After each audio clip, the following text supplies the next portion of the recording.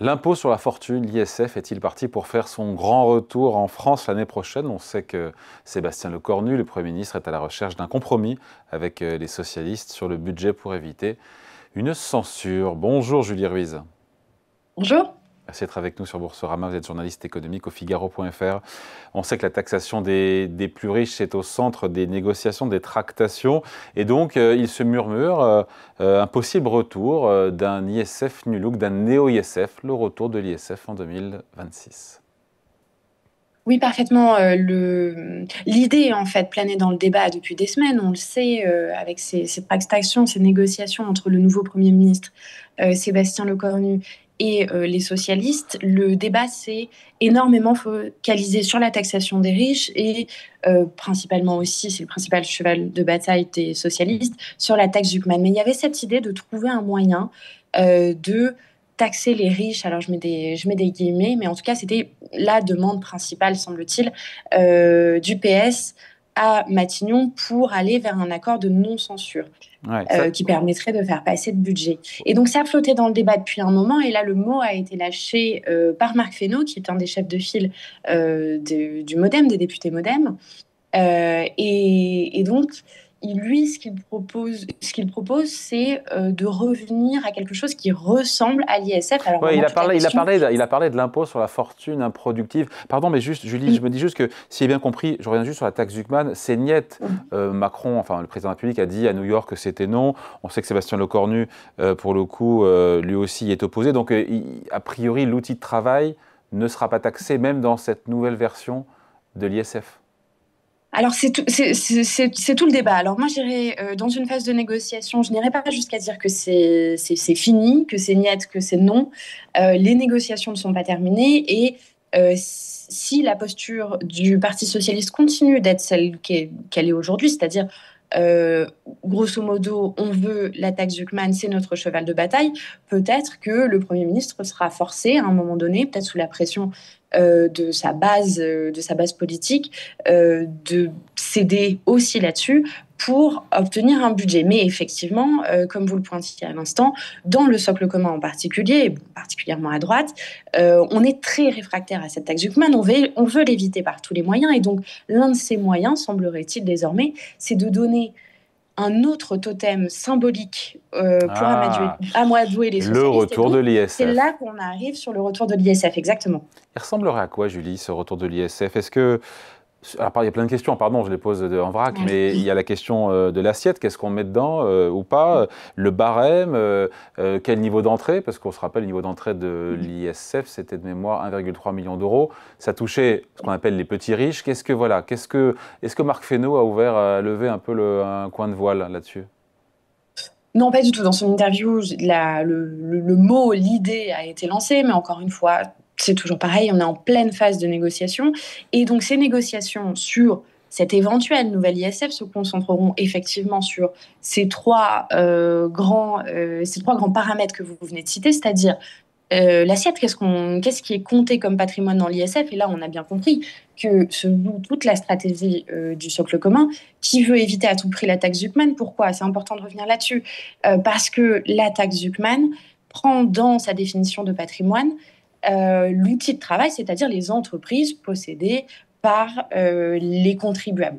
Et donc, fait rentrer dans la fiscalité privée, la fiscalité des entreprises, qui est extrêmement grave. En tout cas, c'est ce que dit le patronat et une partie de la droite pour l'activité économique, pour l'investissement, etc. Donc, le nouvel ISF, a priori, en tout cas, si les souhaits du socle commun peuvent être respectés, ne contiendra pas l'outil de travail. Par contre, il contiendra, contrairement à l'IFI qu'on a aujourd'hui, c'est-à-dire l'impôt sur la fortune immobilière qui a remplacé l'ISF en 2018, Tous les et placements donc qui financiers, porte tous les comme placements son nom l'indique. financiers reviendraient dans l'ISF. Exactement. Donc les placements financiers, vos comptes, vos Bah, assurances vie, vos donc on placements, revient, pardon, etc. Julie, dans ce cas-là, on revient à l'ISF. On revient à l'ISF, tout à fait. D'ailleurs, c'est un petit peu l'idée qui a été lancée. Maintenant, la question, c'est les autres paramètres. Quels sont les autres paramètres que le socle commun va être prêt à proposer, enfin en tout cas que Matignon va être prêt à proposer, à mettre sur la table pour amadouer les socialistes? alors qu'ils sont réfractaires à l'impôt, notamment, enfin, la suppression de l'ISF, c'est une grande victoire, ou en tout cas un grand symbole de toute la politique macroniste. Donc il faudra voir comment les macronistes seront prêts à lâcher sur ce retour de l'ISF, et qu'est-ce que les socialistes seront prêts à accepter en termes de taux. Je le rappelle, on ne s'en souvient plus, mais le taux de l'ISF, c'était un barème qui s'étalait entre 0,5 et 1,5% du patrimoine de l'individu, hein, encore une fois, en excluant les entreprises. Et la question, c'est est-ce que ce taux devra être plus élevé que pour l'ancien ISF? On peut le penser, parce que les socialistes vont être particulièrement regardants, vont particulièrement scruter le rendement. Ah bah oui, oui. Exactement. Vous avez raison, l'ancien ISF rapportait entre, je crois, mémoire... pour remplacer la taxe Zuckman. Oui, parce que c'est vrai que la taxe Zuckman est censée rapporter entre 15 et 25 milliards, même si c'est sujet à débat. L'ancien ISF rapportait entre 4 et 5 milliards, je me souviens exactement du chiffre précis. Un tout petit peu plus de 4, oui. Ouais, et l'IFI rapporte 2 et quelques, c'est ça? Exactement. Donc si on revient, alors bon, il y a eu un peu d'inflation, les lignes ont peut-être un petit peu bougé, mais si on revient à un ancien ISF, à un nouvel ISF qui serait exactement le calque de l'ancien, une chose est sûre, c'est qu'on sera ni à 15 milliards ni à 20 milliards de rendement. Donc il faut trouver de quoi augmenter les recettes, effectivement. Augmenter les recettes, et donc ça passe par le barème, potentiellement, un barème plus élevé. Ça pourrait effectivement passer par le taux, ouais. Enfin, de toute façon, pour un impôt, si vous voulez plus de rendement, soit vous renforcez le taux, vous augmentez le taux, soit vous élargissez l'assiette de contribuables qui le payent. Mais là, ça n'a pas l'air d'être l'idée, puisque je reviens encore sur l'ancien ISF, mais l'ancien ISF ne touchait pas du tout la même population que le proposé impôt Zuckman. Ouais. Puisque c'était plus donc ça veut dire un seuil relevé. On peut imaginer un seuil relevé pour cet ISF qui serait plus de 1,3 million d'euros, mais qui serait peut-être 5, 10, 15 millions. À mon avis, pour que ce soit acceptable pour les socialistes, effectivement, il faudrait qu'ils rapportent plus que l'ancien ISF. On voit l'équation, hein. Après, il y a la question, Julie, il y a la question des holdings patrimoniales.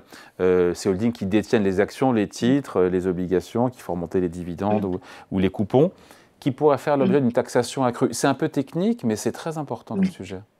Oui, c'est très important, effectivement, et puis c'est beaucoup plus concret quelque part, puisque on parle, le débat se focalise encore une fois sur la taxe Zuckman, sur ce symbole qui est l'ISF, mais il y a des choses dans les propositions que l'ancien gouvernement appelait de justice fiscale, mais on comprend bien dans cette expression que l'idée est d'aller taxer les plus aisés, et qui font en fait un certain consensus. C'est-à-dire que encore aujourd'hui dans le Figaro, François-Xavier Bellamy était en interview et admettait, en tout cas proposait, un renforcement de la fiscalité sur ces holdings patrimoniales, alors qu'on explique un petit peu les holdings patrimoniales. Une holding, on n'est pas obligé de...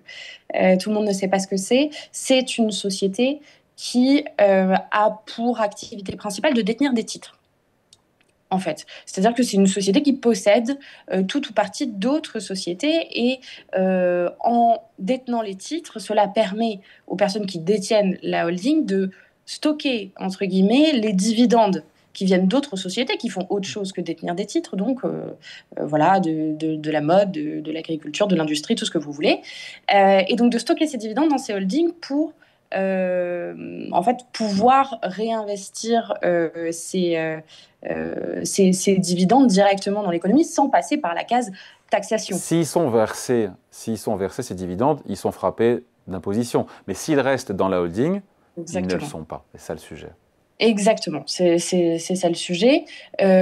Si ça existe, si les holdings, ça existe, c'est que ce n'est pas uniquement un outil pour les personnes qui détiennent des actions pour éviter la taxation. Ça sert, comme je le disais aussi, ça sert aussi tout simplement à investir, à avoir sans passer par la taxation, on a plus pour investir. Et puis, ça sert aussi à la gouvernance des entreprises détenues par la holding. Donc, c'est aussi une réalité économique et une réalité de business d'avoir des holdings. Ce que disent les politiques de tous bords, hein, là pour le coup, à droite, au centre, à gauche, c'est que ça sert aussi à certains purement pour éviter la taxation et aussi pour acquérir des biens qui n'ont rien à voir avec l'activité de la holding. Donc ça peut être des biens immobiliers, certains disent effectivement pour le choc des hélicoptères et des jets privés, ça reste à prouver. Mais l'idée, ce serait d'aller taxer la trésorerie excédentaire, oui, c'est-à-dire l'argent qui n'est pas réinvesti ou qui est investi sur des choses qui ne sont pas en lien avec les activités détenues par la holding, pour faire des recettes. Hein, c'est toujours. Il y a quelques milliards à la clé, potentiellement, hein, en termes de recettes fiscales.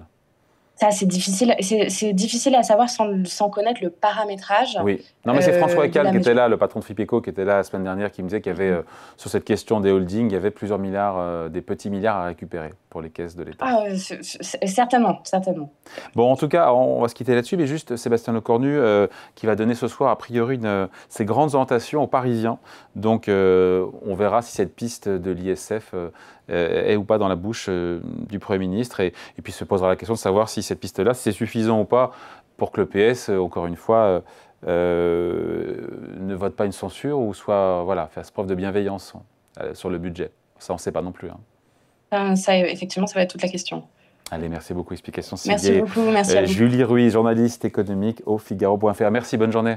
Bonne journée à vous.